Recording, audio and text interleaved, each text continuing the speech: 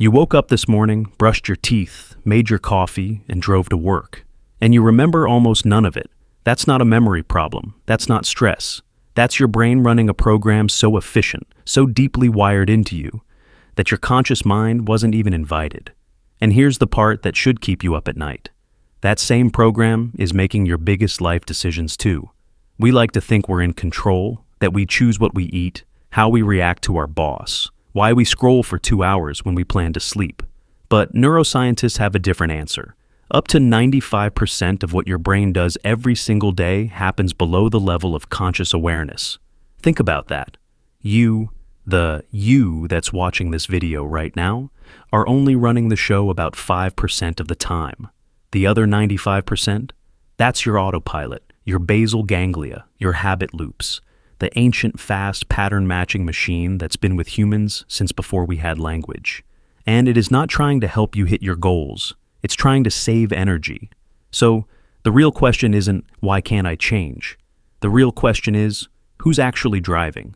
Your brain is divided, not just left and right, but by speed, the slow system, what psychologist Daniel Kahneman calls System 2, is your logical, deliberate thinking. It's slow. It burns glucose, and your brain hates using it unnecessarily. Then there's System 1, fast, automatic, emotional. This is the autopilot. Every time you repeat a behavior, driving a route, checking your phone, reacting to criticism, your brain wraps that behavior in myelin, a fatty sheath that makes the signal faster and cheaper to run. Eventually, the loop becomes so efficient, your conscious brain stops supervising it. The behavior just runs. That's how you can drive home and not remember a single traffic light. Here's where it gets uncomfortable. Your autopilot doesn't know the difference between a habit that serves you and one that destroys you. It doesn't know that the glass of wine every night started as stress relief and became a dependency. It doesn't know that checking your phone first thing every morning is training your brain to seek distraction before it seeks purpose. It just knows. This behavior has run 1,000 times before. Run it again. The autopilot optimizes for familiarity, not happiness, not success, not the life you said you wanted on January 1st. And the terrifying part? It will fight you when you try to change, because change feels like danger to the part of your brain that runs the autopilot, the limbic system, the same system that kept your ancestors alive. Your brain literally treats a new habit like a threat. But here's the good news. The autopilot isn't your enemy.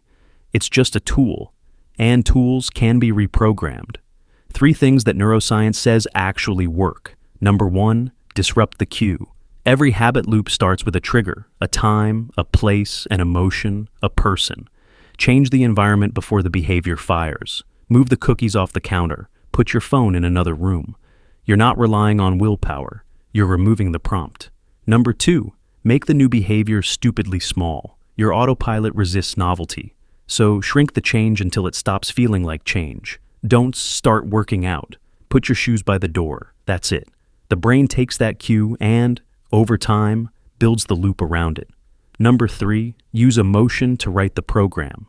The brain encodes experiences that carry emotional weight faster and deeper. So, when you do the new behavior, make it feel like something. Celebrate it. Genuinely, not performatively. Say out loud, that's like me. You're not just repeating an action. You're updating your identity file. So, let me ask you something. What if the habits you're fighting right now, the procrastination, the scrolling, the emotional eating, the self-sabotage, aren't character flaws? What if they're just old code? Code that made sense once and just never got updated. You are not broken. You are running software that was written for you, by your past, by your pain, by your environment, without your permission.